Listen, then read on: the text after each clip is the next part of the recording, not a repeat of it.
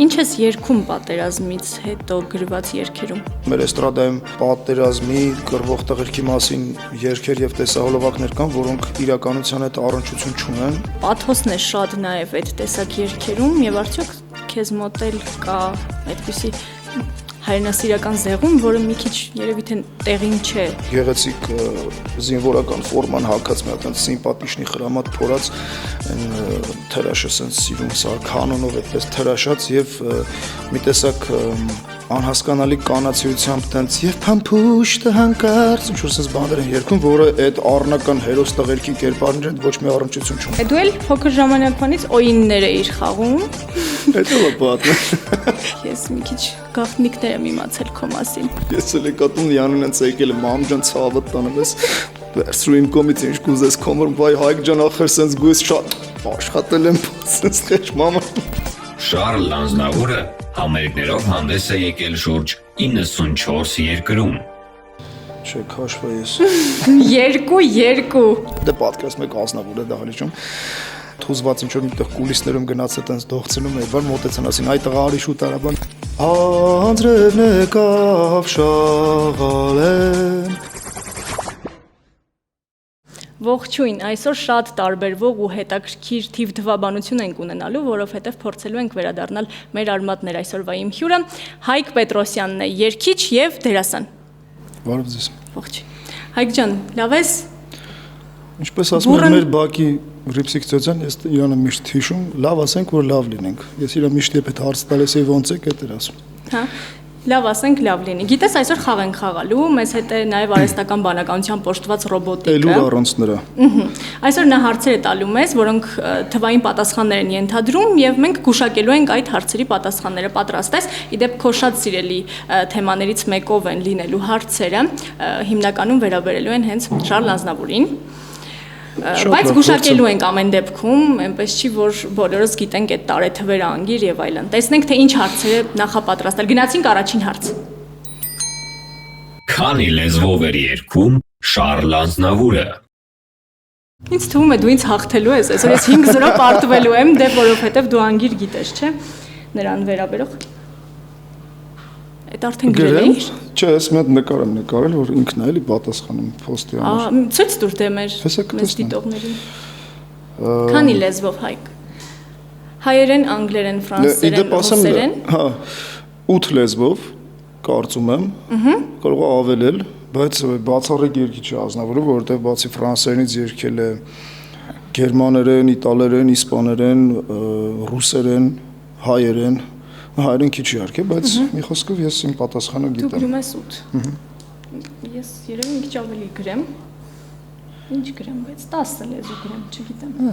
Պատտենք։ Պատտենք։ Իմ կարծիքով 10 լեզու գիտեր Ազնավուրը եւ երգում էր այդ լեզուներով, իսկ Հայկի կարծիքով 8։ Հիմա լսենք ճիշտ պատասխանը։ Ապա Շարլ Ազնավուրը երգում էր 8 լեզվով Черт подери, это было круто։ Շարլի ծրագիրը, որը դու երգում ես ու նվագում եք խմբով, իմ ամենասիրելիներից է ու ես առաջին անգամ այնքան տպավորված էի, որ երկրորդ անգամ եկա ունկնդրելու ու հենց Ուլիխանյանում, որովհետև այնտեղ մթնոլորտը իսկապես շատ տրամադրող է ու հանդիսատեսը ուղղակի նստած չի, մասնակից է նաև։ Այո, իսկապես Ուլիխանյանը հրաշալի վայր է, որտեղ շատ տաղանդավոր երաժիշտներ են ելույթ ունենում։ Եվ շատ հարազատ տեղ է, տամպես, եւ Ազնավուրի այդ ծրագիրը շատ ենք այնտեղ ելույթներ ունեցել ու այնտեղ միշտ տարբերվում է մի քիչ շատ ջերմ է, փոքր է, մթնոլորտը տաք է, ավելի շատ ավելի ամիջական է, այդ ջազ կլուբերի ամենահավես մասը է դա հենց, որ տենց շուտ տնական վիճակ կա, էլի լավ։ Որ պահից գիտակցեցիր ու հասկացար, որ Շարլի երգերը քո ստեղծագործական կյանքի մի մասն են դառնալու։ Հիշում եմ, որ հայրս տարավ ինձ առաջին անգամ Ազնավուրի համերգին 80-ամյակին մեծ այդպես 4000 տեղանի դահլիճում շատ մեծ տպավորիչ։ Մինչև հիմա ոնց որ տենց աչքիս առաջ լինի։ Հետո դες տանը սկսեցի երգել ինքս ինձ համար, այդպես կամաց, հետո 2015 թե 16 թվականներ արդեն չեմ կարող ճշգրիտ հիշել, բայց առաջին համերգը Տիկնիկային թատրոնում ընկերներիս հետ այնտեղ արեցինք շատ լավ է շատ բուրըն անցավ երկու համերգ ճիշտ է հիմա ոսենց հետ եմ նայում տենց սիրողական փուլեր իհարկե հետո այսպես կենասները սկսեցին քաղցրանալ ինչպես ասում են մյուս տարի ինձ հրավիրեցին ֆիլհարմոնիկ ազգային նվագախումբը մեծ համերգ էր անում Ազնավուրն էլ պիտի ներկա լիներ, այդպես շատ ոգևորված պատրաստվեցինք, նրան տեսանք ու մի խոսքով այդ ճանապարհը տենց ինքստինքյան սկսվեց եւ արդեն մոտ մի 10 տարի է դառնում, այս տարի անցյալ տարվանից սկսած ավելի ճիշտ, քանի որ Ազնավուրի 100-ամյակն է ամբողջ աշխարհում նշվում, մենք էլ փորձեցինք անմասն չմնալ, տարբեր տեսակի այս Մերսի Շարլը տուրը հյուրախաղերի բանը նախատեսեցինք, արդեն տարբեր տեղեր գնացել ենք, Ֆրանսիա գնացինք, Բելգիա գնացինք, Դուբայ, Աբու Դաբի, մյուս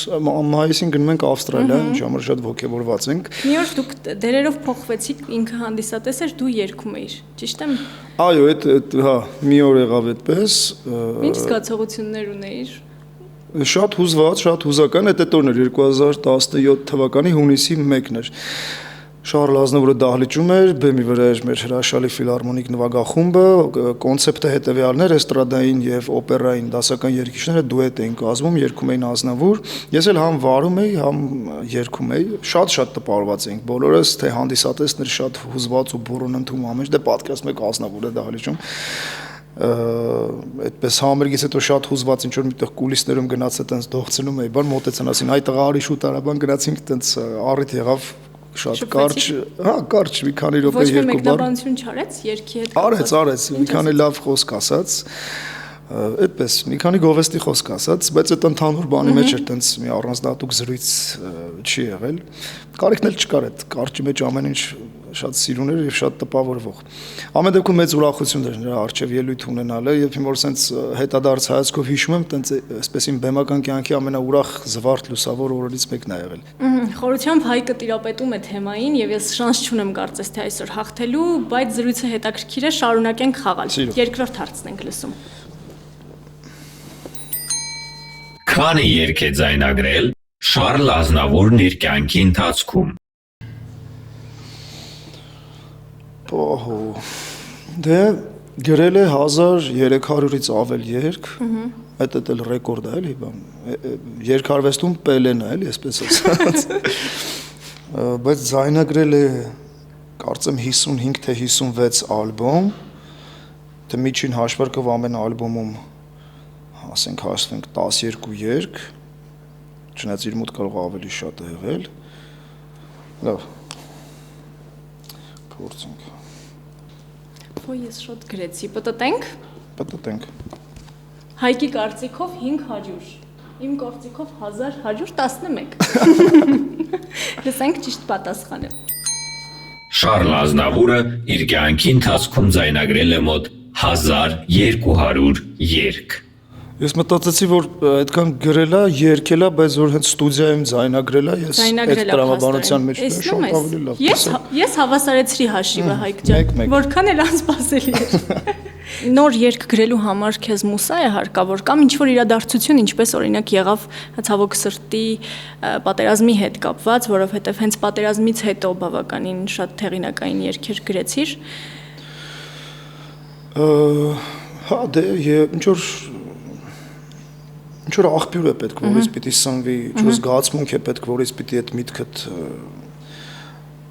սկսի ստեղծագործել։ Ես երգեր սկսել եմ գրել տենց երևի ինչ որ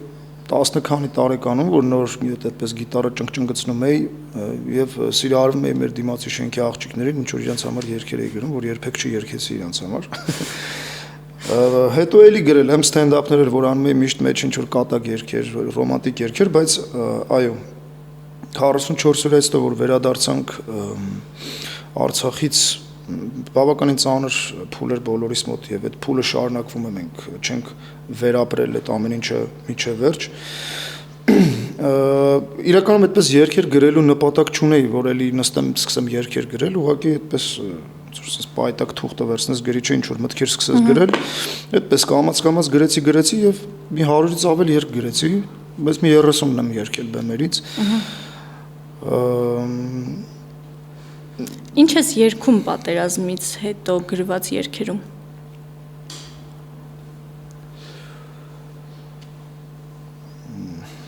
Մի քանի թեմաներ կարող եմ առանձնացնել, մեկը կռված տղեկի մասին երգերն են, հենց կռվի մասին երգերն են, օրինակ խրամատը կամ այլ երգեր, այդ թեմային որոշեցի անդրադառնալ, որովհետև մեր էստրադայում պատերազմի կռվող տղերքի մասին երգեր եւ տեսահոլովակներ կան, որոնք իրականության հետ առնչություն չունեն եւ դա ոչ միայն, այսպես ասենք, չասեմ, տահաճ է, այլ նաեւ միցակ Կասես մի օրինակ, որպեսզի հասկանալի լինի ինչի մասին ես խոսում։ Չէ, չեմ կարող այդպես մի օրինակ ասել, բայց կան էլի այն որ տենց գեղեցիկ զինվորական ֆորման հագած մի հատ տենց սիմպաթիշնի խրամատ փորած այն թրաշը սենց սիրուն սար կանոնով այդպես թրաշած եւ մի տեսակ անհասկանալի կանացիությամբ տենց եւ փամփուշտը հանկարծ ինչ որ sense բաներ են երգում, որը այդ առնական հերոս տղերքի կերպարներն ոչ մի առնչություն չունի։ Դրա համար մտածեցի մի քանի բաներ գրեմ իմ տեսածից, լսածից, իմ ճանաչածից ելնող այդ թեմաներն են։ Մեր հայրենիքի մասին երգեր կան բավականին սուր հրապարակախոսական, քաղաքական բնույթ կրող երգեր։ Ես էի ուզում ասել, որ պաթոսն է շատ նաեւ այդ տեսակ երգերում եւ արդյոք քեզ մոտ կա այդպիսի հայրենասիրական զեղում, որը մի քիչ երևի թե տեղին չէ երբեմն։ Չկա, ավելի քննադատական, ավելի սուր։ Հայրենիքի մասին կարող ես շատ վեհ խոսքեր ասել, բայց երբ որ դա դառնում է այդ մեր պանցալի այդ կենացային բանը, ես չեմ ընդունում երգերի մեջ, դա ճիշտ չի։ Դրա մեջ միշտ մի հատ ինչ-որ կեղծիք կա։ Մի հատված մեզ համար թե առանց գիտարի չես կարողանա։ Ամենասիրելի դրվագը, որը նաև ինչ-որ կերպ ասոցացվում է այն օրերի հետ, որ անցկացրիր 44-օրյայի ժամանակ մարտի դաշտում։ Երգերից ինչ-որ հատված։ Հա։ Չէ, այդ առանց գիտար չեմ կարող ասել, խոսքերը շատ կարողանամ ասել։ Օրինակ, մեր այսպես ես մի երգը 21 թվականի սկիզբ եմ գրել, բավական դառը բառեր կան, էլի, օրինակ գերիները մոռացված են, հերոսները անտեսված, քննարկվում են այլ հարցեր, դավանվում է այլ աստված։ Խիղճն է մեր անհետ կորած հեռուներում խոշտանգված, իսկ ամբողջները կառավարվող դրա վրա ունեն թքած։ Թե 21 թվին է գրվել, բայց այսօր էլ ավաղ ակտուալ։ Սենց բաները կան նաև սիրո թեման, որովհետև սա շատ կարևոր թեմա է, այդպես սերը եւ պատերազմը շատ այդպես խորքային թեմա է, շատ աղջիկներ կանայք իրենց սիրելի տղաներին են սպասել, իմ կինը անիս այդ ժամանակ ամուսնացած չենք մենք, բայց ես գիտեմ, տեսել եմ, ես գիտեմ ինչ բան է, երբ աղջիկները կանայք այդպես աղոթքը շուրթերին սպասել են իրենց սիրելին, որ վերադառնա, մի մասը վերադարձավ, մի մասը չէ, այդ թեմային էլ եմ անդրադարձել երգերում, այդ աղջիկներին, այդ կանանց, այդ տղու կերպարին, որ տենց ոնց ասեմ այսպես ծոցագրպանում սիրող աղջկա նկարը դրած ինքը այդտեղ այն երազանքով որ կվերադառնա, ասենց շատ նուրբ այդպես մարդկային թեմաներ կան, բայց ընդհանուր բովանդակությամբ այդ միձայն, որ անվանել եմ այդ ալբոմը, այդ նախագիծը, որտեղ հեղինակային երգերն են, ինքը այդպես սուր սոցիալական հայրենիքի եւ այսօրվա մեր հայկական իրականության առնչվող երգեր են։ Լուսավոր պատմություններ կան, որ հիշում ես մարտադաշտից։ Այնտեղ իրականում մի զարմանալի բան ասեմ, ձեզ այդտեղ այդ դառը իրականության հետ զուգահեռ կա մի հատ շատ լուսավոր իրականություն եւ դա հարաբերություններն է մարդկանց մեջ, այնտեղ որովհետեւ Facebook չկա, TikTok չկա, ոչ մեկ լայքի հետևից չի ընկնում, մարդիկ իրար չեն գնահատում ըստ հագուստի կամ թանկարժեք մեքենայի, մարդիկ իրար գնահատում ու տեսնում են ըստ արարքների, ըստ որակների։ Եվ այդտեղ մեծ շատ յուրահատուկ հարազատություն կա եւ այնտեղ միշտ կատակ կա։ Միշտ կատակ կա, օրինակ մեր ընկերներից մեկը Գյաժը, ասենք ես ինքս որ ինչ որ հումորից իբր հասկացող մեկն եմ, ստենդափ եմ արել եւ այլն, ասենք, բայց ինքը այնպեսի կատակներ էր անում, դա դարակազմիկ էլի, ու ամենանեղմաջալին։ Բոլորիս ուրախությունն է միշտ եղել եւ շատ քաջ ու համարցակ տղա միևնույն ժամանակ։ Այս տիպի պատմություններ բոլորն էլ կունենան հաստատ։ Բայց այդպես ոնց որ ասում են ներքին խոհանոցն է, էլի։ Գյաժի կատակներից չկա որ կպատմես մեզ։ Որ հիշում ես։ Չէ, մի օր Գյաժին հրավիրեք, ինքը կարծում եմ սիրով կգա եւ կպատմի։ Ուրեմն Գյաժին են հրավիրելու, ինչ մասնագետ է։ Ամեն ինչից է գլուխ անում։ Շատ լավ։ Ուրեմն գնանք առաջ։ Մեկ է հաշիվը։ Լսում ենք երրորդ հարցը։ Քանի ֆիլմում է նկարահանվել Շարլ Ազնավուրը։ Հայկ ջան, ասա։ Հեսա ասա։ Ազնավուրագետը դու ես այսօր։ Ինձ թվում է ինչ որ դեպի 80 կարող է մի քիչ ավելի քիչ, բայց բավականին շատ իրականում։ Դեռահասության տարիքից նկարահանվել է, չէ՞։ Դե ինքը որպես 9 տարեկանից կարծեմ ինքը սկսել է աշխատել թատրոններում որպես պարող, հետո փոքրիկ դերեր եւ այլն, 16-17-ից կարծեմ նոր սկսել է երգեր գրել։ Դե իրան ֆիլմերի առաջարկներ շատ սկսեցին գալ, երբ նա արդեն դարձավ հայտնի երգիչ։ Շատ լավ ֆիլմեր ունի։ Ես օրինակ շատ սիրում եմ, երբ նա մարմնավորել է Բալզակի Հայր Գորյոյի այդ գրքի հիման վրա նկարանված, հենց գլխավոր կերպարը նա է խաղում, Հայր Գորյո շատ հետաքրքիր է խաղում։ Ինձ թվում է լավ, ես գրեմ 60, բայց 65 լավ, ահա։ Ես էլ գրեմ 55։ Երևի։ Կանցրեմ։ 65 Հայկի կարծիքով եւ 55 իմ կարծիքով։ Լսենք ճիշտ պատասխանը։ Շարլ Ազնավուրն իր ստեղծագործական կյանքի ընթացքում նկարահանվել է շուրջ 90 ֆիլմում։ Տեսակ։ Օ, 90։ Դու մոտ ես ամեն դեպքում։ Այո։ Դու էլ փոքր ժամանակվանից օիններ էիր խաղում։ Ես մի քիչ գաղտնիքներ եմ իմացել քո մասին։ Ապա։ Ես պատմեմ կամ հիշեցնեմ, դու պատմիր։ Օրինակ հիշում ես, որ մի օր գնացել ես մայրիկիդ մորաքրոջ տան դուռը թակել ես։ Եվ հետո պատմել։ Շատ մտերիմ եւ հարազատ մարդիկ են պատմել։ Ուրեմն գնացել ենք Իրաճոցյամ ես ասում։ Իրինա Դագեսյանի տուն, որ մամայիս մորաքուրն է, այո, տատիկիս հարազատ քույրը, հրաշալի մանկավարժ։ Ուրեմն իրանք տունը ինչ որ վերանորոգում էին անում, ինչ էին անում, դռամոտ մեշուկներ էին դրված։ Ես շուտ այս բաներ եղել է, էլի մի անգամ պիտի գնայինք, մի քանի անգամ չգնացինք, Իրացյան նեղացել էր, Գիգոյի հետ գնացինք ինքերոջս, դուռը բացեց, գիտարով բանն էր, երգում առաջին սիրո երգը բանսեց, բայց այդ անգամ որ կարծեմ բանը դուռը ծեծեցի ու սենց ընկա, իբր վատացել է։ Ամուսինը դուռը բացեց։ Իրինա, շուտ արա, Հայկը բամ, մարդ վեր թռացի կատակ եմ անում, բայց հետո վա պատմել։ Վայ չեմ ասի, շատ մտերիմ մարդ։ Դե Էման պիտի պատմացել երևի, հա։ Չեմ ասում ով է պատմել, անցնում ենք հաջորդ պատմությանը։ Հարևանի տանից զանգել ես տատիկին։ Հա, այդ հարևանը չէ, հորաքրոջս տանից զանգեցի։ Ասացի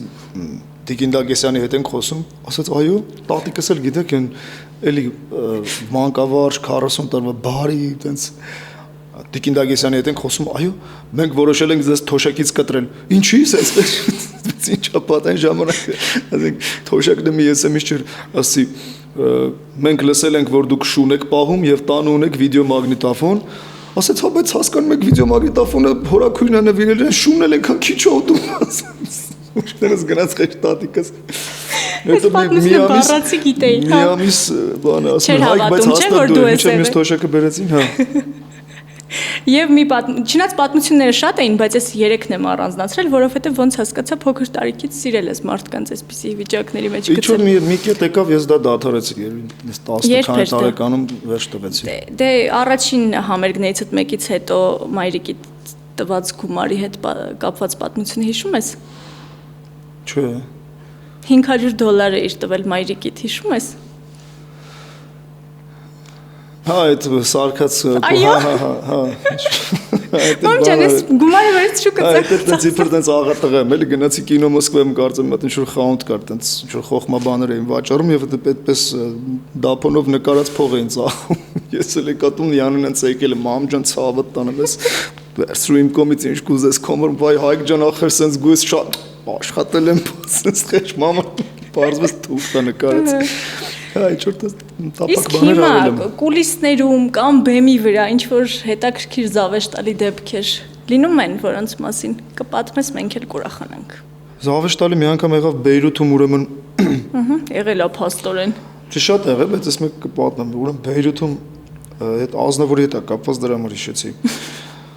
Մի հատ շատ մեծ սիրուն դահլիճ էր, այնտեղ երկու համերգ պիտի տայինք, էլի այդպես դասական նվագախումբ էր, դիրիժորը չափ էր տալիս, եւ եղրած հիշորած երգներ, մեծ այդտեղը կոչվում է Կազինո դու Լիբան, Լիբանի կազինո, Լիբանանն էլ ինքը ֆրանկոֆոն երկիր է։ Բեյրութը ժամանակին համարվել է արևելքի Փարիզ։ Մի խոսքով, ու այդ եղրած իշորած երկում մի հատ հատված կա Ազնավուրից եմ դա վերցրել, որ տեսպես երկի վերջում եղրած իշորած много ինքնս պատտվելով, բարելով գնում է դեպի կուլիս, հետո էլի հետ է գալիս դահլիճը ցնծում է։ Որ ես էլ տես պատտվելով գնացի սենց դեպի կուլիս եւ բեմը մի քիչ չոր ինչ որ նյութից էր, կոշիկս կպավ ու սենց պատտվելով գնացի, տենց իբր քեֆը լավ կերպ, ու տես թռա կուլիսներ Թռա վեր կացա մի անգամից էլի հետ եկա բարելով դու ծունկս մի դարից աղմեր եկա ոչ մեկ ոչ ման չհասկացավ հիմա համերգը վերջացավ գնացի ես կուլիսներում մի հատ բեմի աշխատողներ նստած որ վարակույնը գնացի ասում այդ ցավտանում տեսար եկա թռա անկա դիմաց այդ մտքովը չանցավ օգնես ասում Հայկ ջան իստված այդ կերպարն է ոնց հավեսով եկար բնական անկարես ոստս բեմադրած է պիտի լիներ եւ դրա կադրերը կարծեմ պահպանվել է կարևորը մարդիկ այդպես շատ չզգացին դահլիճում ինչ տեղի ունեցավ Սա ոչ թե զավեշ տալի, այլ ցավալի դեպք է։ Ցավալի դեպք։ Շատ ցավաց է։ Իսկ եղել է որ ինչ որ բառեր մոռանաս կամ տեքստը մոռանաս իմպրովիզներ անես։ Հա։ Քիչ բայց եղել է։ Ես մեկ կատակով որ համերգը պիտի սկսեմ Ազնավուրի երկեր, ասում դահլիճում ֆրանսերեն հասկացողներ կա, միշտ ասում են այո, ասում եմ հա ստիպված եմ ճիշտ երկել բառերը։ 2-1 է հաշիվը։ Շարունակում ենք լսել 4-րդ հարցը։ Աշխարհահռչակ շանսոնյեն քանի երկրում է համերգ ունեցել։ Քանի երկրում։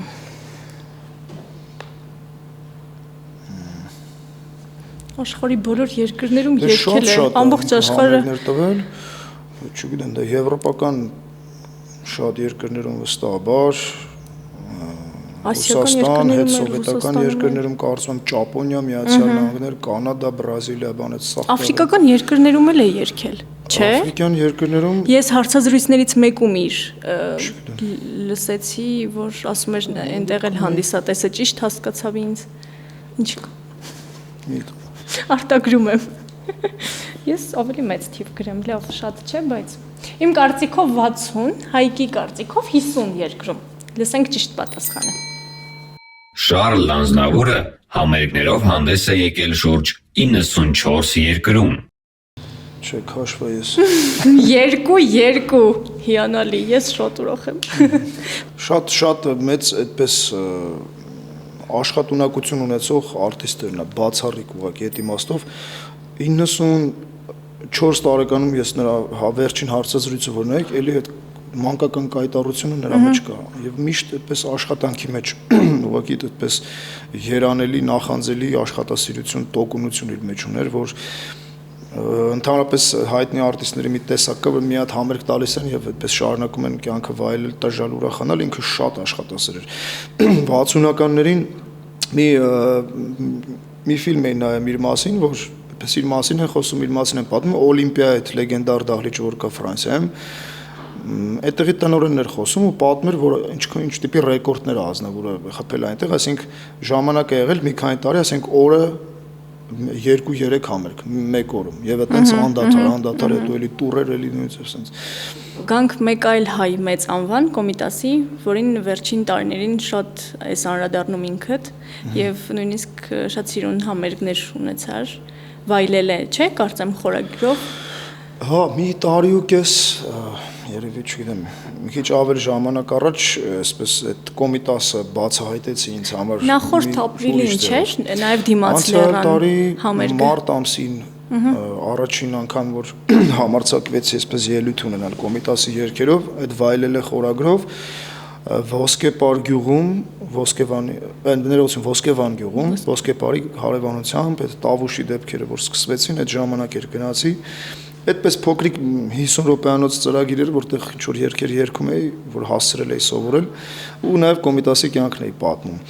Հետո այս ամբողջ ընթացքում անդադ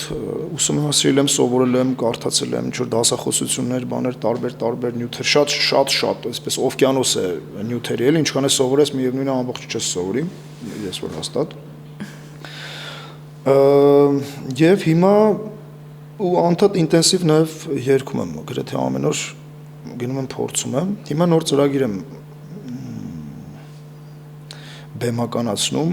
որ ապրիլի 28-ին եւ 29-ին առաջ աստված բան չմնաց, սա ամեն ինչ լավ կլինի եւ երգի թատրոնում պրեմիերաները կլինեն։ Կոմիտասս երգում։ Այո, Կոմիտասի կյանքն եմ որոշ դրվագներով պատմում, բայց ինքը համերգ է, այդպես կոչվում է, անվանել եմ Լուիս Զվարդ։ Դա այն շարականի անվանումն է, որը երգեց Կոմիտասը եւ այսպես ընդունվեց Էջմիածին։ Այսպես Էջմիածին ընդունվելու կաստինգը անցավ, եթե ժամանակակից լեզվով ասենք։ Եվ ինքն էլ Կոմիտասը այդպես մի Լուիս էր Զվարդի կերպարը։ Մենք հաճախ նրան ողբերգական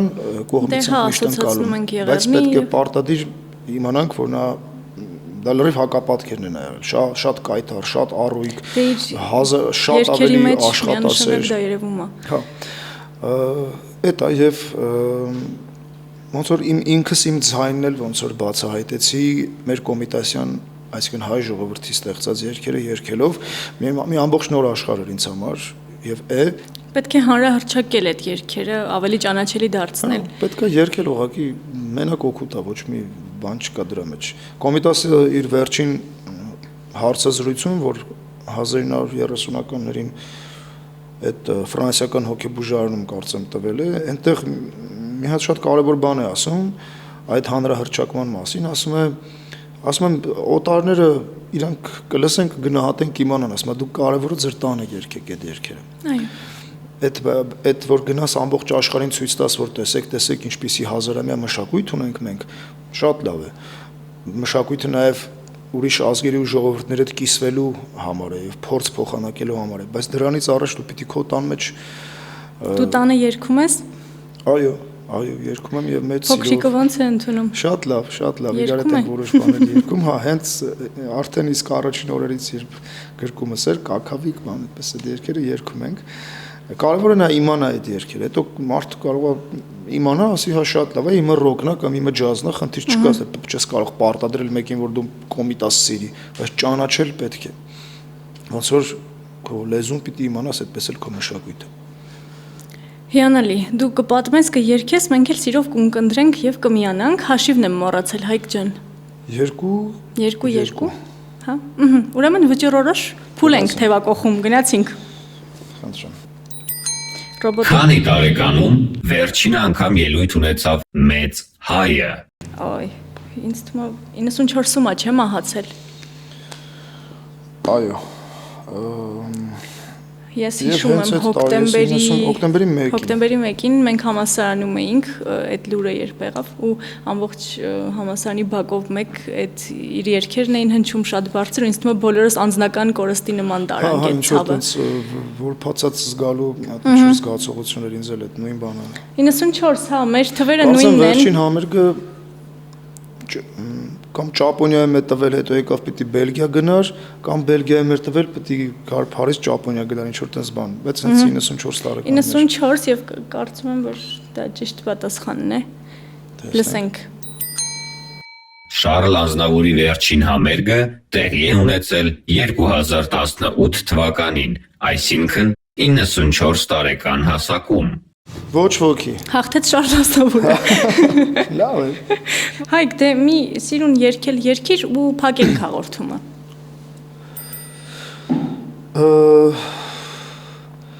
Անձրևն եկավ շաղալեն,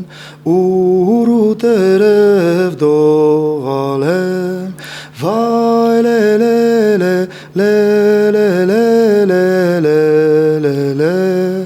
վայ լե ջան լե